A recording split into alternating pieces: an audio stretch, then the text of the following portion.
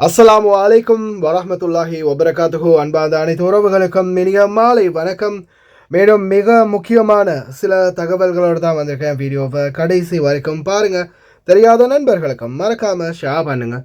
Video பிடிச்சிருந்தா ஒரு like பண்ணுங்கள், சப்ஸ்கிரைப் பண்ணுங்கள், மறக்காமல் பெல் பட்டனை மோல் செலக்ட் பண்ணுங்கள். அப்போ தான் நான் போடக்கூடிய ஒவ்வொரு தகவல்களும் உங்களுக்கு நோட்டிஃபிகேஷன் மூலம் கிடைக்கும். மிக முக்கியமான சில தகவல்கள் இருக்குது. ஒவ்வொரு தகவல்களும் பெருமதியான தகவல். வீடியோவை கடைசி வரைக்கும் பாருங்கள். இந்தியர் ஒருவரால் தலையில் அடித்து கொல்லப்பட்ட இலங்கை பெண் அறையில் சடலமாக மீட்பு. மேலதிக விசாரணைகள் நடந்து கொண்டிருக்கின்றன. இது பற்றிய தகவலை வீடியோட கடைசியில் அட்டாச் பண்ணியிருக்கேன். ஃபுல்லாகவே பாருங்கள்.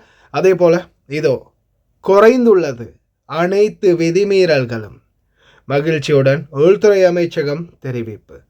அதே போல் இராணுவ அதிகாரி மரணம், காரணம் தற்போது நிலவும் கடுமையான குளிர். அதே போல் வரப்போகிறது ஆப்பு. வீடியோவை வெளியிட்ட நபர் கம்பியாக துடைக்க வைக்க போகிறாங்க. பார்க்கலாமா அனைத்து தகவல்களையும். ரோந்து காவல் பணியில் ஈடுபட்டிருந்த அதிகாரி திடீரென வெப்பநிலை 0க்கும் கீழே சென்றதால் உயிரிழந்துள்ளார். ஹைப்போதெர்மியால் பாதிக்கப்பட்டு மருத்துவமனையில் சிகிச்சை அளிக்கப்பட்டு வந்த நிலையில் 5 நாட்களுக்கு பிறகு உயிரிழந்ததாக தகவல். பாலைவன பகுதிகளில் இருக்கக்கூடிய சகோதர சகோதரிகளை தயவு செய்து ரொம்ப கவனம்.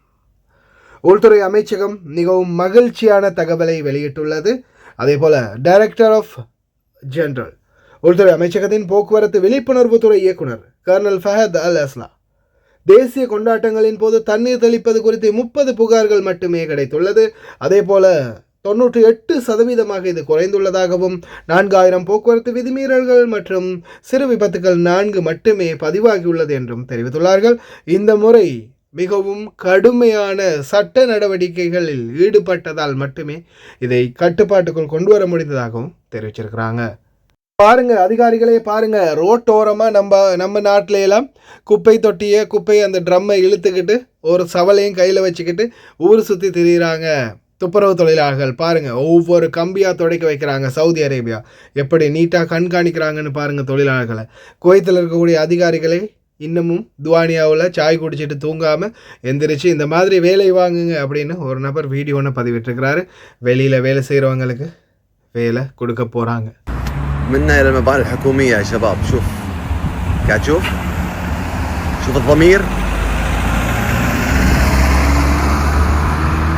يمسح حديدة لأنه يجي واحد وراه ينظف يتابع يشيك. عندنا شوف مبنى مصروف على ملايين، الجامعة وسخة ما في رقابة ما في. شوف شوفوا ما شاء الله لا قوة إلا بالله. علشان شيء ديرتهم تلمع وتلق، لأن في أكو هني مسؤول في هذا المكان يراقب ويشوف كل تفصيلة في المكان ويحاسب. أما سالفة معين لك 50 واحد قاعدين شوفتك قاعد شوف هذا اللي يميز عمان، الصيانة والنظافة والترتيب والمراقبة இறந்த பெண்ணின் முகத்தை மறைக்க வேண்டிய சூழல் நிர்பந்தம். பேர் மட்டும் சொல்கிறேன், தில்ருக்ஸி. குவைத்தில் வந்து வெளியில் அக்காம அடித்து வேலை பார்க்குற ஒரு பெண்ணாக இவங்க வெளியில் வேலை பார்த்துக்கிட்டு இருக்கிறாங்க. அதே போல் சில தவறான பழக்க வழக்கங்கள் மற்றும் தவறான நபர்களுடனான பழக்கம் இன்று அவர்களுடைய உயிரை பறித்துள்ளது.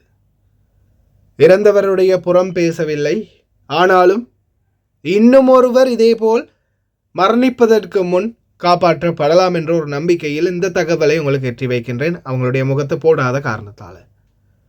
இந்த பெண் வந்து இலங்கையிலேருந்து இங்கே வராங்க, வந்து வெளியில் அக்காம அடிச்சே வராங்க, வந்து வேலை செய்கிறாங்க. வெளியில் இருக்கிற சூழலில் போதைப் பொருள் வியாபாரம் சம்மந்தமான சில நபர்களோட பழக்கம் ஏற்படுது. அந்த சூழலில் போதைப்பொருள் வியாபாரத்தை இவங்க கையில் எடுத்து வியாபாரம் பண்ணிக்கிட்டு இருக்கிறாங்க.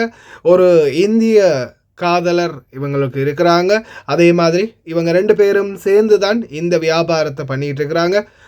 தற்போது இவங்க வந்து இறந்து கிடந்த அப்பார்ட்மெண்ட் ஹாரிஸ், அதாவது காவலாளியின் தகவலின் அடிப்படையில் ஒவ்வொரு நாளும் நிறைய பேர் வந்து இவங்களுடைய அப்பார்ட்மெண்ட்டுக்கு விசிட் பண்ணுறதா தெரிவிச்சிருக்கிறாங்க. அதே போல் சில நேரங்களில் சில பிரச்சனைகளும் வந்திருக்குது. அதே மாதிரி கடந்த வாரம் இவங்களை வந்து போலீஸால் கைது செய்கிறாங்க.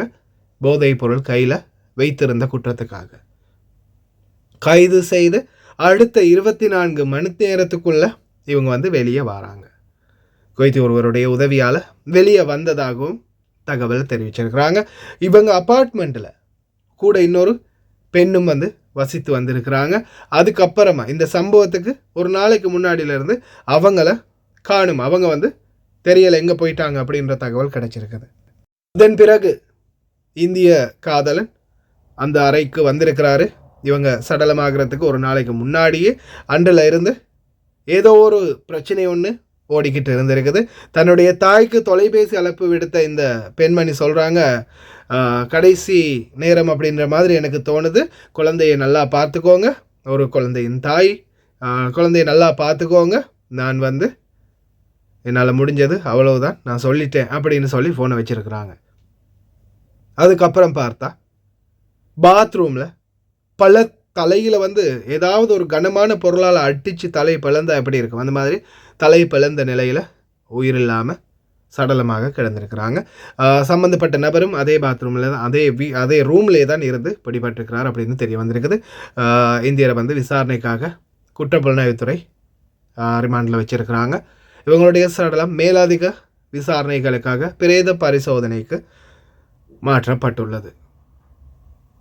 வெளிநாட்டுக்கு வந்து நம்ம செய்யக்கூடிய தவறுகள், வெளிநாடுகளுக்கு வந்து நம்ம செய்கிற தவறுகள் எவ்வளோ பெரிய பாரதூரமாக நம்மளை இட்டு செல்லுது அப்படின்றத பார்த்துக்கோங்க.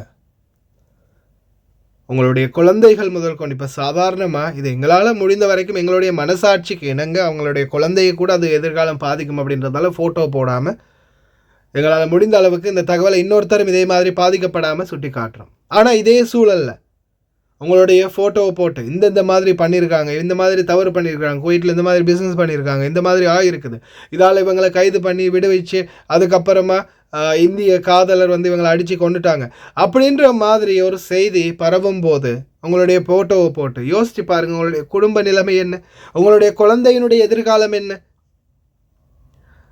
தயவு செய்து அன்பார்ந்த சகோதர சகோதரிகளே, இந்த நாட்டுக்கு வந்த வேலை என்னவோ அதை மட்டும் பார்த்துட்டு முடிந்த வரைக்கும் கிளம்ப பாருங்க. அப்படி இல்லையா உண்மையா நேர்மையா வாழ்க்கைக்கு மாற்று செய்யாமல் நேர்மையாக அது எந்த நாட்டு வரை நீங்கள் முடித்தாலும் அது உங்களோட விருப்பம், ஆனால் அதுக்கு நேர்மையாக நடக்க பாருங்கள். இதில் ஒரு சின்ன மிஸ்டேக் கொண்டு நடந்ததாக சொல்கிறாங்க, இன்னொருவருடன் இருந்து பிடிப்பட்டதாகவும் அதன் பிறகு தான் இந்த மாதிரி ஆகினதாகவும் ஒரு தகவல் வெளியாகி இருந்துச்சு. இறந்தவங்களை பற்றி நாம் புறம் பேசுறது பிணத்தை தின்றதுக்கு சமம். அதால் நான் அவங்களுடைய ஃபோட்டோவும் போடலை, அவங்க இன்னார் தான் அப்படின்றத யாருக்கும் வெட்ட வெளிச்சமாக காட்டலை. அதால் தயவு செய்து நீங்களும் முடிந்த வரைக்கும் கவனமாயிருங்க. இது ஒரு எடுத்துக்காட்டாக இன்னொருவருக்கும் இதே மாதிரி நடக்கலாம் அப்படின்ற ஒரே ஒரு நல்லெண்ணத்துடன் எதிர்பார்ப்புகளுடன் மட்டுமே தான் இந்த பதிவை நான் இட்டிருக்கிறேன். அதனால் தயவு செய்து சம்பந்தப்பட்ட சகோதர சகோதரிகள் இந்த மாதிரி விடயங்களில் யார் யாரெல்லாம் இன்னும் ஈடுபட்டு கொண்டு இருக்கிறீங்களோ தவிர்த்துக்கோங்க. இல்லாத பட்சத்தில் இது மாதிரியான சூழல் உங்களுக்கும் வரலாம். கடைசி வரைக்கும் பார்த்த எல்லாருக்குமே ரொம்ப நன்றி. வீடியோ பிடிச்சிருந்தால் லைக் பண்ணுங்கள், ஷேர் பண்ணுங்கள்.